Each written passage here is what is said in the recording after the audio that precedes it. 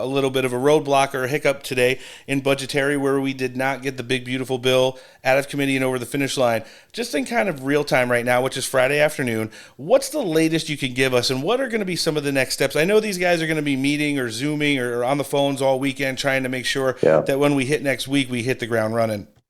Yeah, in fact, we were just notified a little bit ago that we're called to be back into committee by 10 p.m. Sunday.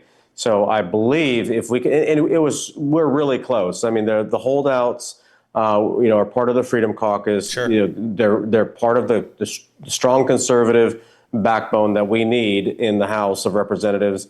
There's a couple things that I was frustrated with, that we didn't make some of these cuts take effect sooner rather than later.